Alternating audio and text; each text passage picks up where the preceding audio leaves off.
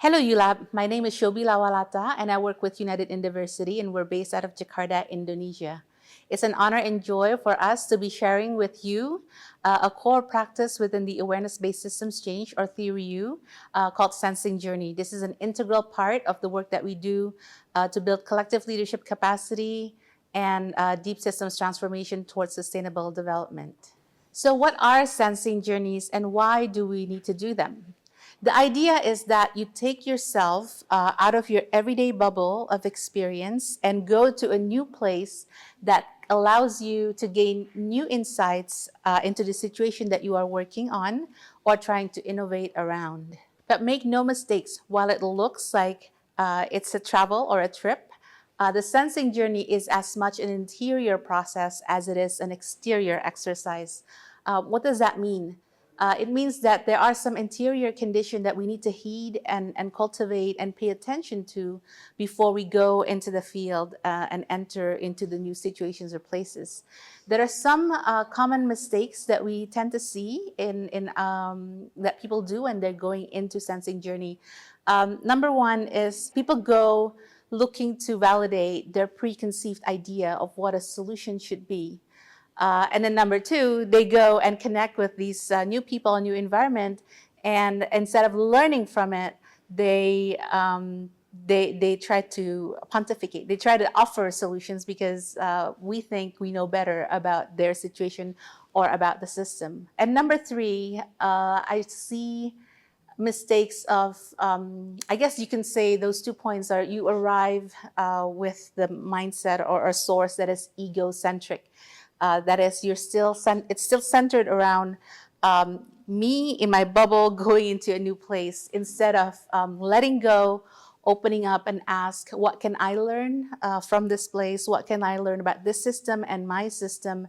And what is it asking of me to be in service of? The PDF guide that is provided with the ULAB course has a series of questions that can help you reflect before and after the sensing journey to support this cultivation of inner condition.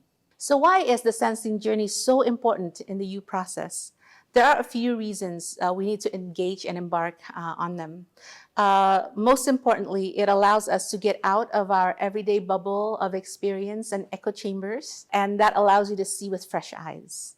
In turn, this will allow you to generate new ideas and new insights about the system and how you might respond or be in service to the current situation.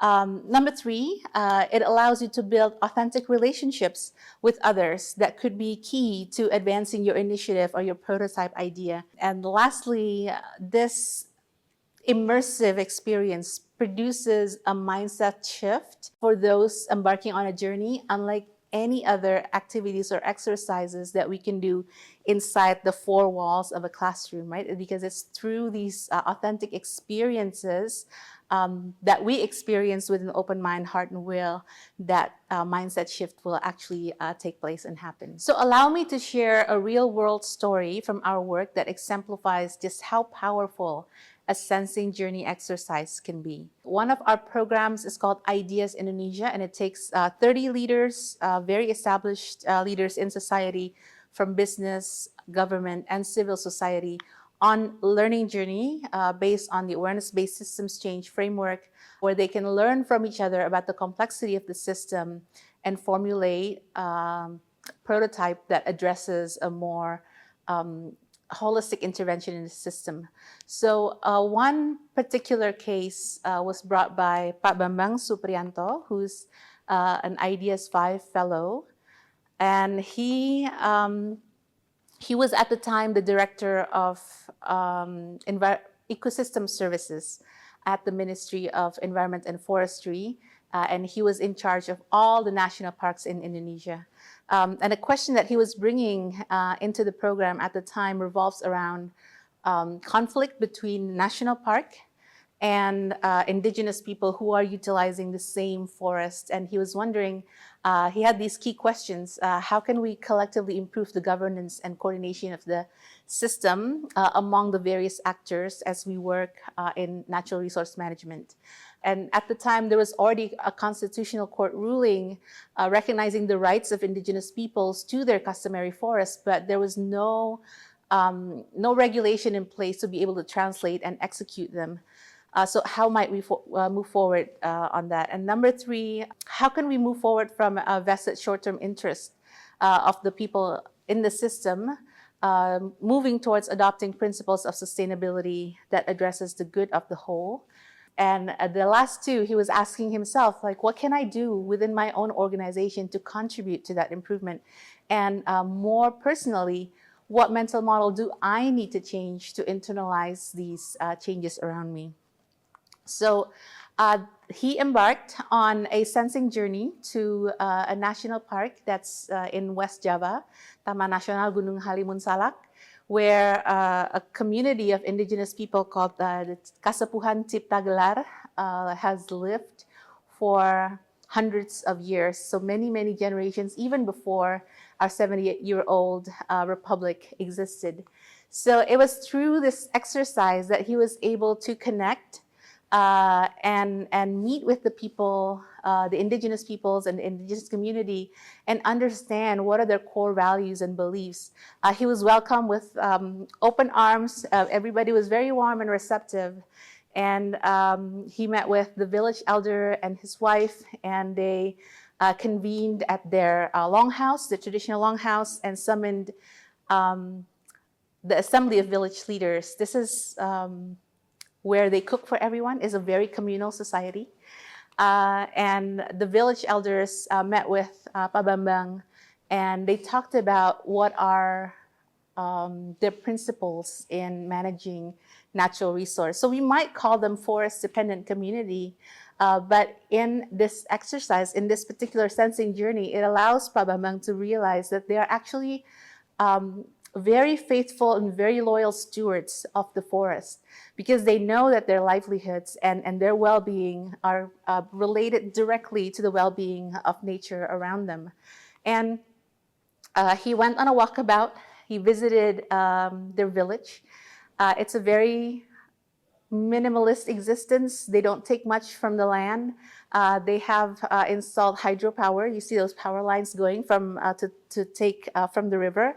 And that actually instills, that aligns with their belief that our well-being aligns with the well-being of the forest, because if the river is not healthy, then we are not healthy. He learned about their practice of collecting rice as a sacred harvest of the earth's bounty, and that you don't harvest rice twice in a year, even though you only take 6 months to grow them, because you wouldn't want your mother to give birth twice in a year, right? That's exhaustive, and it depletes resources, and it kills the Mother Earth.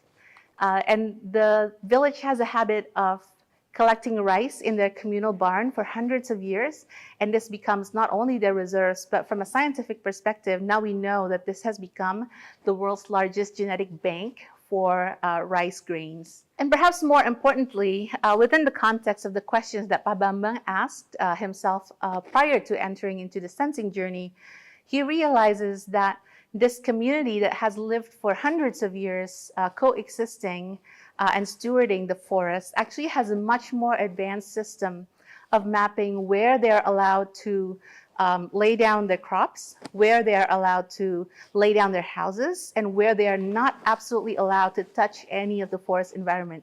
And this actually aligns with the modern practice of natural resource management, where you have a core zone and a buffer zone and a utilization zone.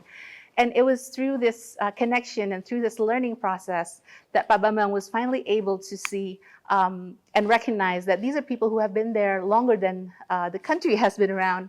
And we actually share the same goal. We share the same common interest of protecting nature.